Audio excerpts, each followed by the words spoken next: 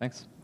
All right, so yeah, not related to Python, so sorry about that in advance. But this is relevant if you work at a public-facing web company and you could possibly get phished, which I didn't think was possible that my company get phished, but it happened. So, and we all know what phishing is, right? It's when someone sends you a link that pretends to be a real login link to, say your email or Google Apps or something, but actually it takes your username, password, and posts it to someone else's server, and now they have your email and password, and you do not know about this. So, how the Syrian Electronic Army hacked the Onion. Phishing.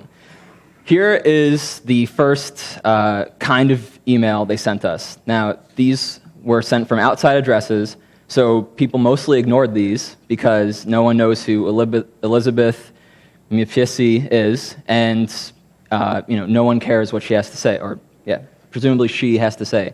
The thing is that at some point, one employee did click on this link and did enter their credentials. So from there, with these links, this Washington Post link actually is not a Washington Post link. It's a link to some hacked WordPress site with a PHP file called theonion.php, which then redirects to some site that looks kind of like google.com because the first subdomain is google.com and the address is commies.com. It kind of looks like a Google Apps login.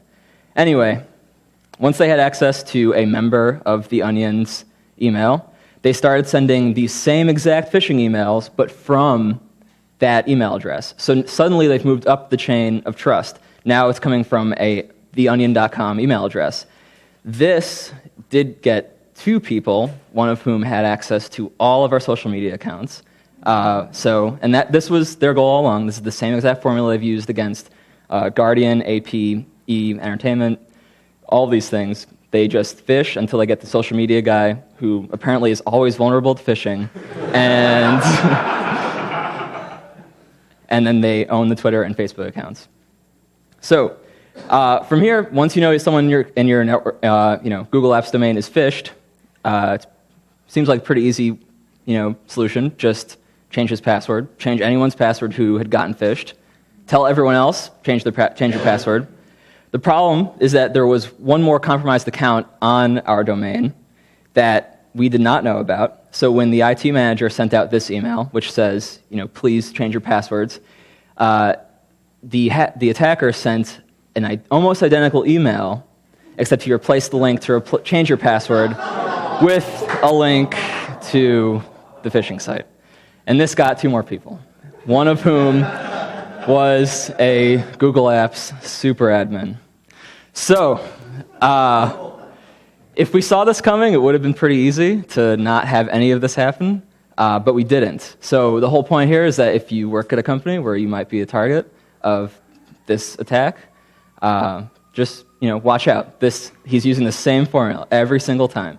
So if you have a break-in, it's probably a good idea. Just go ahead and change everyone's password because it's really hard to say which accounts have been compromised. If you have a Twitter account that has 5 million followers, it's probably a good idea that is not on your Google Apps domain, if possible. And really, that's about it. So.